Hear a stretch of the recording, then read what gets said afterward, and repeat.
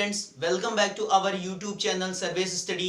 बच्चों, आज मैं आप सभी को कक्षा 10 विज्ञान का पहला चैप्टर पढ़ाऊंगा, रासायनिक अभिक्रियाएं एवं समीकरण। ठीक है बच्चों, चैप्टर का नाम है। तो बच्चों, इसमें सबसे पहले हम रासायनिक अभिक्रिया के बारे में डिस्कस करेंगे। तो रासायनिक अभिक्रिया पढ़ने से भी पहले हम थोड़ी सी बात करेंगे रासायनिक परिवर्तन की, क्योंकि रासायनिक अभिक्रिया को परिभाषित करने के लिए हमको रासायनिक परिवर्तन जानना जरूरी है। बच्चों, क्लास 9th में आप सभी पढ़ चुके हो कि भौतिक परिवर्तन और रासायनिक परिवर्तन क्या होता है। भौतिक परिवर्तन वो परिवर्तन होता है जिसमें कि एक वस्तु अपनी अवस्था को परिवर्तित करने के बाद पुनः उसी अवस्था में वापस आ जाती है, तो उसको हम क्या बोलते हैं, भौतिक परिवर्तन। लेकिन बच्चों, अगर एक वस्तु अपनी अवस्था परिवर्तन के बाद पुनः अपनी प्रारंभिक अवस्था में वापस नहीं आती, तो हम उसको क्या बोलते हैं, वो रासायनिक परिवर्तन है। ठीक है, ये रासायनिक परिवर्तन में बच्चों क्या होता है कि वस्तु अपनी अवस्था परिवर्तित करने के बाद प्रारंभिक अवस्था में लौटती नहीं है। और ये रासायनिक परिवर्तन जो होता है ना बच्चों, इसमें क्या होता है कि नए नए हमारे उत्पाद बनते हैं। मतलब कि अगर हमने दो चीजों का संयोग करा दिया और वहां से तीसरी चीज बन गई, और वो तीसरी चीज इन दोनों में फिर से वापस नहीं आ पा रही है, दोनों की अवस्था में, मतलब अपने पहले वाली अवस्था में वापस नहीं आ पा रही है, तो यह रासायनिक परिवर्तन है। और जो नई चीज बनती है बच्चों, उसके जो गुणधर्म होंगे, रासायनिक गुणधर्म, वो इस पहले वाली दोनों वस्तुओं या दोनों ही पदार्थों से भिन्न भिन्न होंगे। ठीक है बच्चों, तो ये हो गया हमारा रासायनिक परिवर्तन। यही सेम है हमारा रासायनिक अभिक्रिया। जैसे कि अगर हम कुछ एग्जांपल्स लेते हैं, जैसे कि मान लो भोजन का पकना है, या फिर कोई भी लोहे की छड़ है, उसको एकदम नमी वाले स्थान पे छोड़ दो तो क्या होगा। दूध का फट जाना क्या है। ठीक है, तो ये सारी चीजें बच्चों जो हो रही हैं, ये सारी की सारी कैसे उदाहरण है रासायनिक अभिक्रिया के।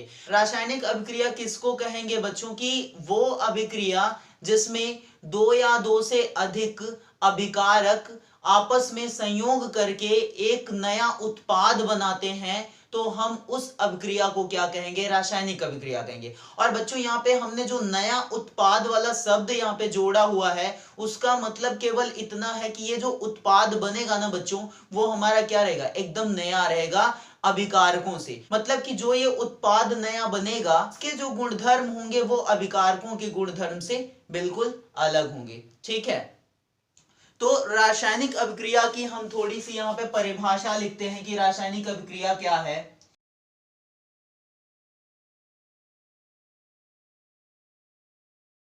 अब यहाँ पे आप ये भी लिख सकते हो कि वह अभिक्रिया जिसमें दो या दो से अधिक पदार्थ, अभिकारक के जगह पे आप पदार्थ भी लिख सकते हो कि दो या दो से अधिक पदार्थ आपस में संयोग करके एक नया पदार्थ बनाते हैं, तो उस अभिक्रिया को क्या कहते हैं, रासायनिक अभिक्रिया कहते हैं। मान लीजिए कि यहाँ पे क्या है बच्चों, हमारा हाइड्रोजन है, और हाइड्रोजन क्या कर रहा है, ऑक्सीजन से जब हम इसका संयोग करा दे रहे हैं, तो ये क्या बन जा रहा है बच्चों, जल बन जा रहा है। ठीक है, अब बच्चों ये दोनों जो होंगे, ये क्या हैं, ये हमारे क्या हैं, अभिकारक हैं, अभिकारक। ठीक है, और ये बच्चों जो हमारा जल बन रहा है यहां पे, ये क्या है, ये उत्पाद है।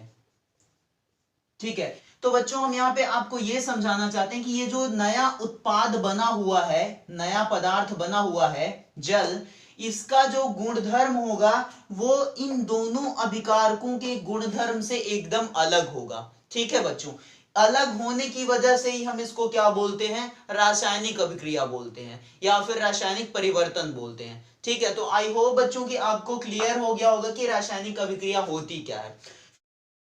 बच्चों, हम यहाँ पे कुछ प्रेक्षण देखेंगे, और अगर हम किसी भी परिवर्तन में ये प्रेक्षण देखते हैं, तो हम तुरंत ही देख के कह देंगे कि वहां पे क्या हो रही है, रासायनिक अभिक्रिया हमारी पूरी हो रही है। जैसे कि पहला प्रेक्षण क्या है हमारा, अवस्था में परिवर्तन, अवस्था में परिवर्तन। ठीक है, दूसरा है रंग में परिवर्तन, ठीक है। तीसरा है तापमान में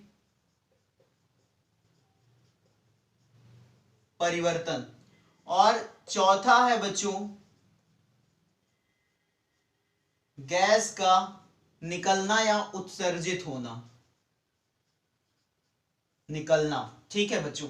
तो बच्चों ये चारों पॉइंट्स बहुत ही महत्वपूर्ण हैं किसी भी रासायनिक अभिक्रिया के लिए, कि अगर किसी भी रासायनिक अभिक्रिया में जो भी हमारा उत्पाद बन रहा है तो वो कैसे बनेगा, अभिकारक को मिलाने के बाद बनेगा। तो अगर अभिकारक और उत्पाद की अवस्थाओं की तुलना करें और हमको ऐसा लगे कि अवस्था उनकी परिवर्तित हो गई दोनों की, तो हम क्या कहेंगे कि वहां पे क्या हो रही है, रासायनिक अभिक्रिया हमारी हो रही है। या फिर अगर अभिकारकों का जो रंग है वो उत्पादों के रंग से भिन्न हो, रंग में परिवर्तन हो जाए दोनों के, तो हम क्या कहेंगे, तो भी कहेंगे कि रासायनिक अभिक्रिया हो रही है। या फिर अगर हमने दो अभिकारकों को लिया और उनका संयोग कराया और जिस किसी बर्तन में हम ये अभिक्रिया करा रहे हैं तो उस बर्तन का नया उत्पाद बनने के बाद जो तापमान है वो परिवर्तित हो जाए, बढ़ जाए पहले से या फिर घट जाए, तो भी हम क्या कहेंगे कि वो रासायनिक अभिक्रिया हो रही है, ठीक है। और लास्ट है बच्चों की अगर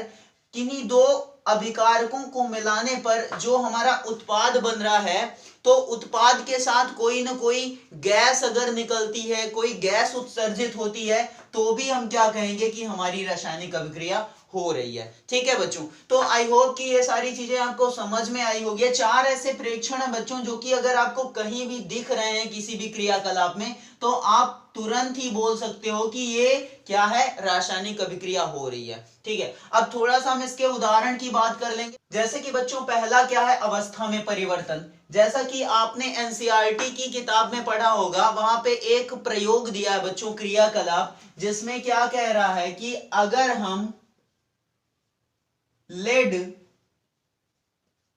नाइट्रेट को क्या करें, पोटेशियम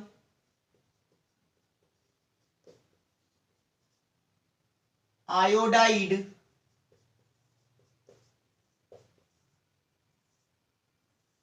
के साथ संयोग करा देते हैं बच्चों, तो क्या बनता है। अब यहां पे तो आपको नहीं समझ में आएगा कि क्या बनेगा, क्यों, क्योंकि हमने इसका रासायनिक सूत्र नहीं लिखा है। लिख लेते हैं, लेड नाइट्रेट का रासायनिक सूत्र होता है PbNO3 का होल ट्वाइस बच्चों, ठीक है। और पोटेशियम आयोडाइड का होता है, पोटेशियम का के, आयोडाइड का आई हो जाएगा, ठीक है। अब ये दोनों आपस में संयोग करके क्या बनाते हैं, लेड आयोडाइड बनता है बच्चों, और इसी के साथ हमारा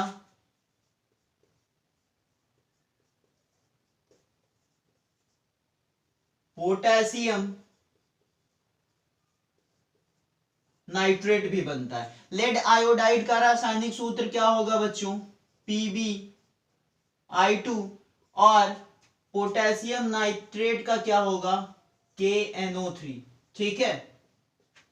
तो बच्चों आप यहां पे देखिए कि ये जो लेड नाइट्रेट और पोटेशियम आयोडाइड है, इन दोनों का क्या लिया गया है, जलीय विलयन लिया गया है। मतलब कि ये किस फॉर्म में है, द्रव अवस्था में है बच्चों। लेकिन जब इन दोनों को संयोग कराएंगे तो संयोग के बाद ये जो हमारा लेड आयोडाइड बनेगा, इसकी अवस्था परिवर्तित हो जाती है। ये क्या होता है, ये एक अवक्षेप बन जाता है बच्चों। और इसकी अवस्था कैसी रहती है बच्चों, ठोस अवस्था रहती है। ये सॉलिड स्टेट में कन्वर्ट हो जाता है बच्चों, किससे, द्रव अवस्था से ठोस अवस्था में बदल जाता है। तो आप यहां पे देखिए कि जब हमने दो अभिकारकों को मिलाया था तब उनकी अवस्था कैसी थी, द्रव अवस्था थी। लेकिन जब एक हमारा नया उत्पाद बन गया तो उसकी अवस्था कैसी हो गई, ठोस अवस्था हो गई। तो यहाँ पे अवस्था में परिवर्तन हो रहा है बच्चों, इस वजह से हम क्या कहेंगे कि ये क्या है, एक रासायनिक अभिक्रिया है। क्योंकि आप यहाँ पे प्रेक्षण देखिए, मैंने लिखा है कि अवस्था में परिवर्तन अगर हुआ तो वो रासायनिक अभिक्रिया होगी, ठीक है, क्लियर है। इसके बाद बच्चों अगर इसी में हम एक चीज और देखें कि जो लेड नाइट्रेट होता है, ये क्या होता है बच्चों, रंगहीन होता है। क्या होता है? रंगहीन होता है। और जब ये हमारा लेड आयोडाइड बनता है तो इसका कलर कौन सा होता है बच्चों? पीले कलर का होता है ये। ठीक है, मतलब कि ये रंगहीन से क्या हो जा रहा है? पीला रंग हो जा रहा है इसका। मतलब यहाँ पे क्या हो रहा है? रंग में भी परिवर्तन हो रहा है। तो दूसरा जो पॉइंट है बच्चों आपका यही है कि अगर रंग में परिवर्तन हो रहा है, ऐसा कोई प्रेक्षण दिख रहा है, तो हम क्या बोलेंगे कि वहां भी हमारी रासायनिक अभिक्रिया हो रही है। ठीक है बच्चों, उसके बाद हम एक और यहाँ पे क्या लिख लेते हैं? अभिक्रिया लिख लेते हैं। ये भी जो हम अभिक्रिया यहाँ पे लिखने जा रहे हैं ना बच्चों, ये आपकी एनसीईआरटी की बुक में क्रियाकलाप में दिया हुआ है। जिंक ले लेते हैं और इसकी अभिक्रिया या तो हाइड्रोक्लोरिक अम्ल से करा दो चाहे सल्फ्यूरिक अम्ल से करा दो। हमने हाइड्रोक्लोरिक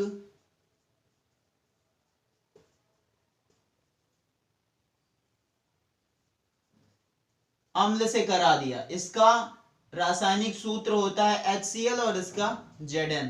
ठीक है, अब ये दोनों क्या बनाएंगे बच्चों? एक नया उत्पाद यहां पर भी बन जाएगा। क्या बनेगा? जिंक क्लोराइड बन जाएगा। जिंक क्लोराइड, और इसी के साथ हमारी हाइड्रोजन गैस भी बन जाएगी।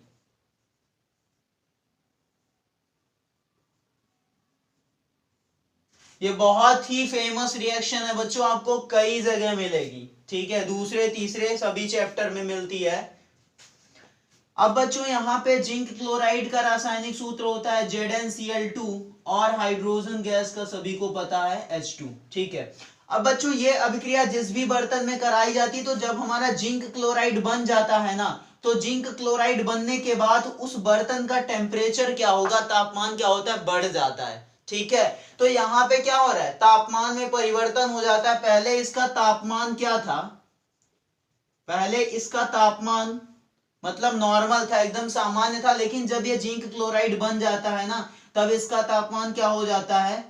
थोड़ा बढ़ जाता है। तो यहाँ पे तापमान में परिवर्तन हो रहा है। और तीसरा प्रेक्षण यही है बच्चों की तापमान में अगर परिवर्तन होगा तो हम क्या कहेंगे कि वो क्या हो रही है?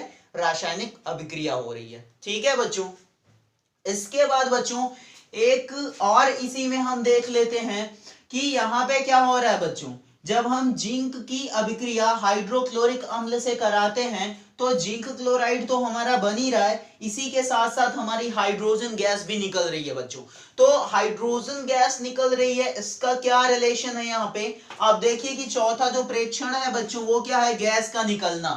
हाइड्रोजन भी तो एक गैस ही है ना, तो हाइड्रोजन गैस यहाँ पे निकल रही है। मतलब अगर किसी भी अभिक्रिया में गैस निकलेगी तो हम क्या बोलेंगे? वो रासायनिक अभिक्रिया है। तो चौथा जो प्रेक्षण है गैस का निकलना, वो इसमें क्या हो रहा है? सेटिस्फाई हो रहा है।